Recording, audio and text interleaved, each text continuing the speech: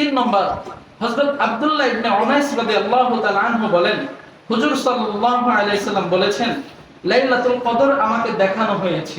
রাসূল সাল্লাল্লাহু আলাইহি সাল্লাম বলতেছেন যে লাইলাতুল কদর কবে, এটা আমাকে দেখানো হয়েছে, তবে আমাকে আবার ভুলাইয়াও দেওয়া হয়েছে, আমি ভুলে গেছি।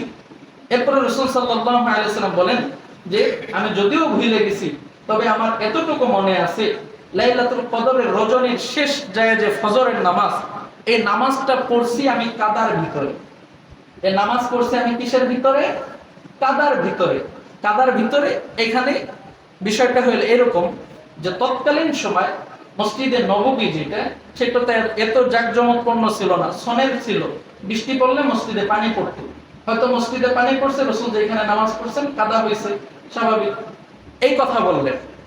এরপরে এই হাদিস বর্ণনাকারী সাহাবী আব্দুল্লাহ ইবনে উনাইস রাদিয়াল্লাহু তাআলা আনহু বলেন যে আমার স্পষ্ট মনে আছে, একবার রমজানের 23তম রজনীতে, বুঝেন, একবার রমজানের 23তম রজনীতে আমরা ইবাদত করলাম।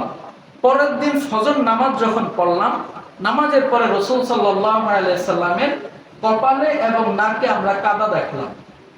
ফজর নামাজের পরে কপালে এবং নাকে কাদা দেখছি, তার মানে 23তম রজনীতেও লাইলাতুল কদর হওয়ার সম্ভাবনা আছে। এই জন্য 23তম রজনীতেও লাইলাতুল কদর হওয়ার সম্ভাবনা আছে, এই জন্য 23তম রজনীও আমাদের জন্য গুরুত্বপূর্ণ। 4 নম্বর, আব্দুল্লাহ ইবনে আব্বাস রাদিয়াল্লাহু তাআলা আনহু বলেন যে রাসূল সাল্লাল্লাহু আলাইহি সাল্লাম বলেছেন, তোমরা শবে কদর তালাশ করো ফি 24, তোমরা লাইলাতুল কদর তালাশ করো 24তম রজনীতে। এটা একটু আনকমন, বেজর রাতের মধ্যে 24তম কি বেজর রাত না জোর রাত? জোর রাত। তার এই একটা বর্ণনায় পাওয়া যায়, তাও বুখারী শরীফের হাদিস, 2022 নম্বর হাদিস, সহিহ হাদিস, কোনো ভেজাল নাই, 24তম রজনী তো হইতে পারে।